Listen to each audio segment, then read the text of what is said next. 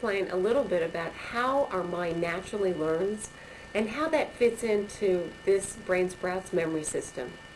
As you can see on the first slide, we have a picture of the brain. We have both the left and the right side of the brain. On the left side is verbal ability. So when we're talking and speaking, we're actually in our left side of our brain. If you know anyone who's ever had a stroke and it's been on the left side of the brain, it would affect their speech. Also, years ago, when students who were left-handed were forced to write with their right hand, it actually affected their ability to speak. So verbal is the first part on the left side. It also deals with abstract thinking.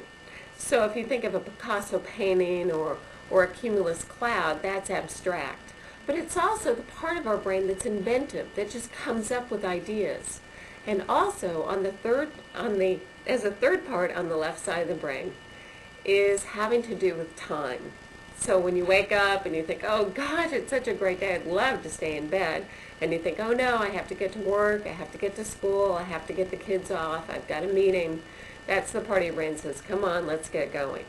So on the left side is verbal, abstract, and having to do with time. Now, the opposite is the right side. So what do you think the opposite of verbal would be? Well, if you said nonverbal, you're right. Nonverbal is just looking at somebody's facial expression or body language. You can often tell what they might be thinking or feeling.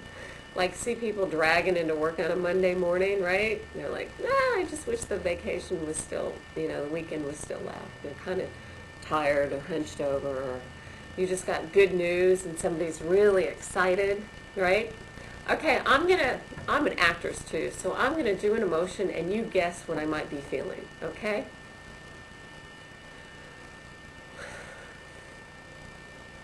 What do you think I'm feeling? Anxious, right? Unsure. All right, let's try another one.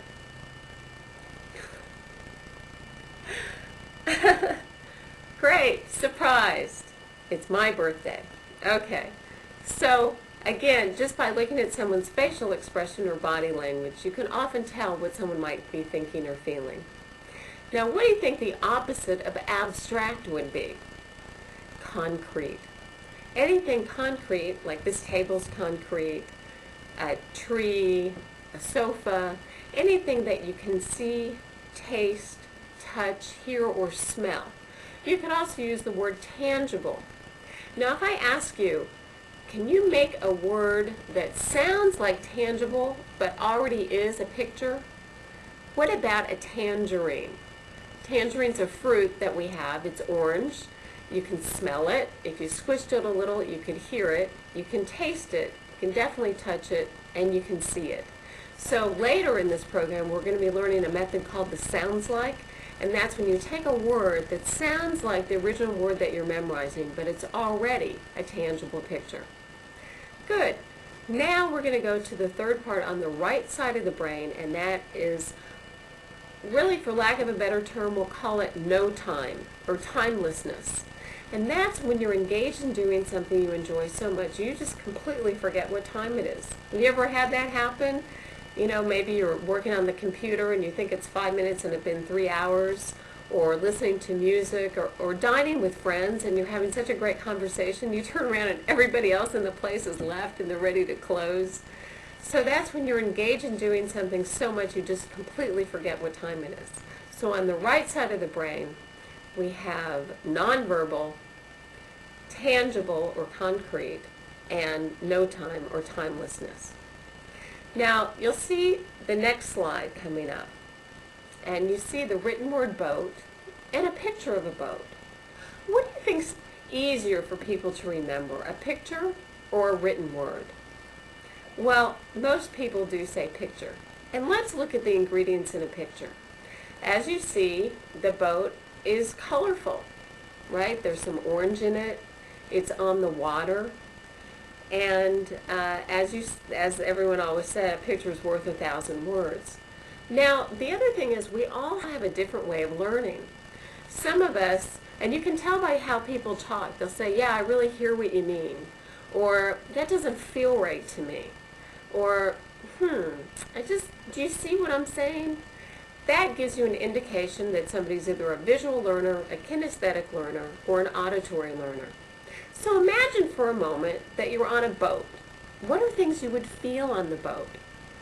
Maybe you'd feel the wind, or the wet, or the spray, or maybe a little rocking motion, you feel a little seasick. Or what other things you would see on the boat?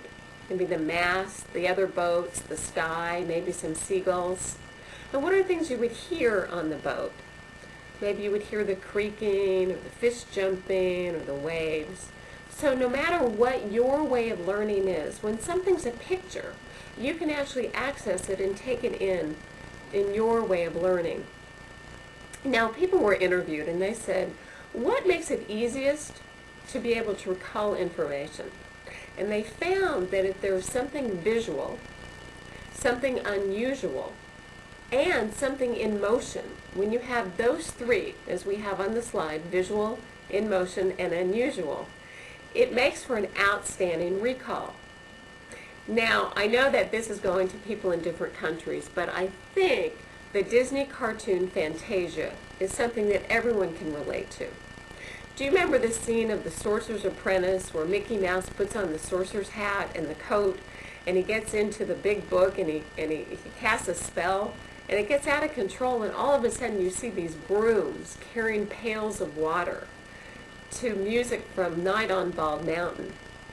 So does that come back to you? Can you imagine seeing a picture of brooms carrying pails of water and it's flooding, or the part where there's hippopotamuses and they're dancing, doing pirouettes with tutus on?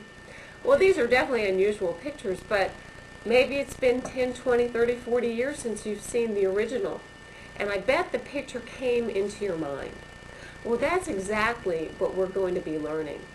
How to input information into our mind that's visual, in motion, and unusual, so that just by asking a question, we can get the recall, and it just comes back on the visual screen of your mind.